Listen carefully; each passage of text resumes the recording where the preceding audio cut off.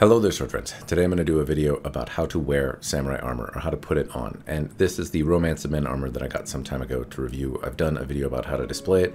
I did a review of the armor, but now I'm going to do how to actually put the armor on. And hopefully it's helpful for those of you who either have samurai armor or are thinking about buying it, to see how cumbersome it is to put on or take off, that kind of thing. Before I get started though, I want to point out one thing. This video is going to be a little bit different. I'm just going to put it on over my sweatpants. There are you could wear hakama, you could wear a gi, you could wear some under the armor stuff.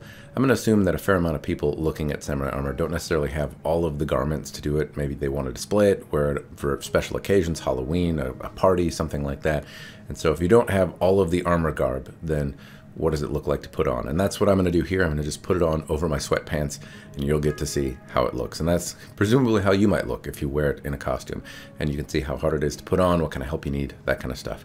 I also want to note that Samurai James and the Metatron have done videos about how to put on samurai armor as well. I'll try to link those in the description down below, but those are folks that know quite a bit more about it than I do. So if you're interested in the subject of how to put it on or samurai armor, I'd encourage you to check out those channels. Anyway, without further ado, I'm going to get into it and show you how I put it on. I'm going to be taking the suit off the display, which is where it's featured in my home and presumably where it'd be featured in your home. If you bought a $2,000 suit of armor, you'd probably want to display it, and so it may be sitting on a armor stand like this is here. Now, I start with the Sonate. The Sonate are the greaves. I go from bottom to top, more or less, and the Sonate are the little greave parts that I take off the display. I have them tied on because my son and vacuum cleaners knock them over sometimes, so the top lace is wrapped around the hadate, the thigh guards, and more or less I just untie the bow tie that's there and I tie them around my shins. And it's pretty easy. They tie on the top and on the bottom. They wrap around your legs. I would encourage you, if you have like soccer padding or something like that, historically there might have been some pads or something that you wore underneath, or some thick cloth. I found that soccer shin guards are not a bad way to go, or if I double it up or wear like thicker socks or something like that that pull over my shins. Mostly the little greave area around the bottom where it touches my foot, or could touch my foot, is a little bit uncomfortable, and also where you tie it above your calf can be a little uncomfortable if you're talking about wearing it for hours and walking miles, kind of thing. As like a walk around a party kind of thing, it's not so bad. But anyway, this is where I tie it. I tie it on just there. It's fine over my sweatpants, but thicker padding may be appropriate if you find yourself chafing in those areas. From there, I move up to the hadate.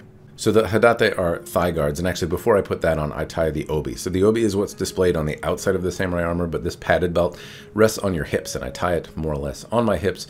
The do, the armor, the cuirass thing sits on that and keeps it from digging into your hips. So if you're wearing samurai armor and you're not wearing the kind of padded belt underneath your armor, that may be why it doesn't feel very good. It helps rest some of the weight on your hips, and it also keeps the metal edges from poking into your sensitive bits. But I tie the obi on. Sometimes I'll tie it over the hadate, but if I tie it under, then I find that I can kind of wrap the hadate around it and weave it behind me a little bit, so it's more or less stuck in place, and I find that it doesn't jostle so much if I do it under the hadate, which is then what I put on the thigh guards. That's more or less just a belt that you tie around yourself, and the hadate sit on you there. Now, these don't have any strands that tie around your thighs, so they flap around as you walk around, but this is conceivably a thing that historically might have been there, or something that maybe you want to ask Romance of Men to put on your armor, is something to tie it to your thigh so that it doesn't kind of bounce around and flap around. It'll keep you from making so many noises as you move about whatever you're doing while you're wearing your armor.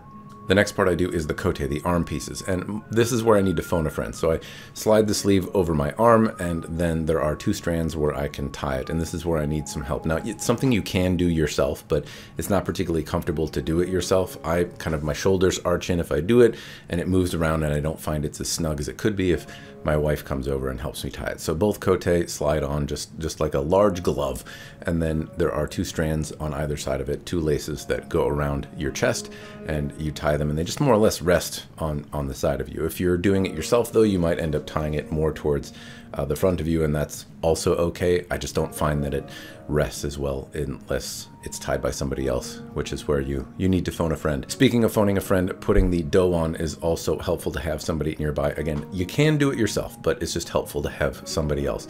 In this particular case, I kept the sode, the shoulder pads, on already.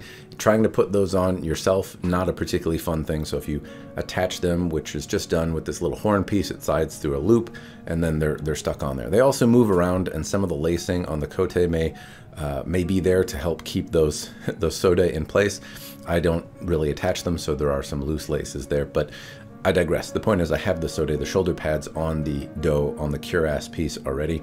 I more or less slide it on. I kind of fit myself in the side. It opens from one end. You slide your arm through and then kind of get the shoulder straps, kind of like you're trying to put on a backpack, over your shoulders. And then with some help, my wife kind of hangs on to one side so it stays stable.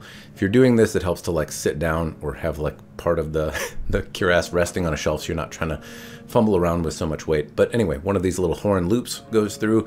It's easier than to get the second one in, and the cote is there. Then it's tying one side. Again, this helps if you have a hand. I'm not particularly flexible in that way. If you are, then it may be easier to get these side bits tied so that they're together.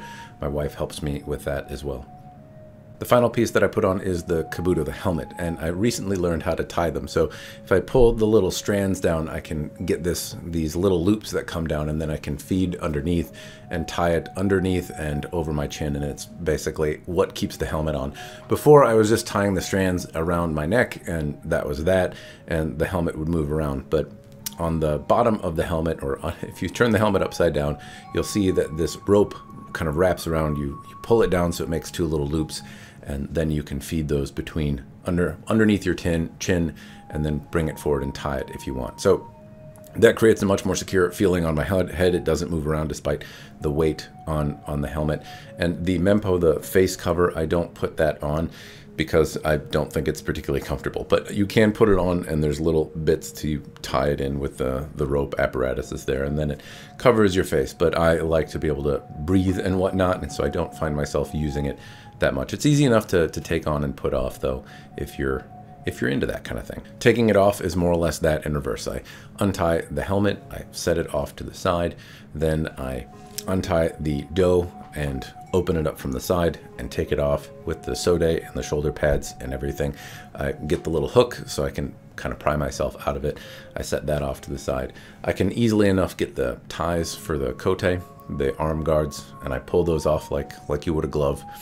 From there, it's just more or less untying the hadate, the thigh pads, undoing the obi, taking off the greaves, setting it there, and then putting it all back up on display when you're done. So it's not a bad thing to do necessarily, because this one needed a bit of dusting. Everyone's a little nervous to test it or to touch it. So it could need to be taken down to have some dusting and whatnot done anyway.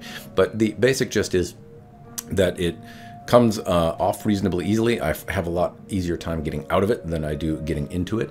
And then putting it up on display is another whole ball of wax. And I have a video on that already if you're interested on how to put it on display. I'll link that as well in the description down below. And that's it. That's how I put on samurai armor. And again, you saw me just putting it over a t-shirt and sweatpants.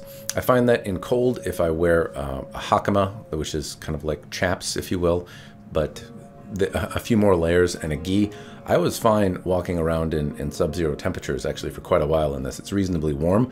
If I was wearing this out where it's hotter, I would probably want to go with something much lighter, a light shirt or something like that, because the armor adds a fair bit of weight, so you're going to be hot carrying it around, but also the silk and stuff and spots where it covers you adds a little bit of heat as well. So keep that in mind as you're wearing it. Anyway, that's all I've got. I've got a review. I've talked about this armor already. Hopefully putting it on is helpful. And if you want to know more, again, check out the channels I recommended in the beginning of the video. That's all I've got. Cheers, and thanks for watching.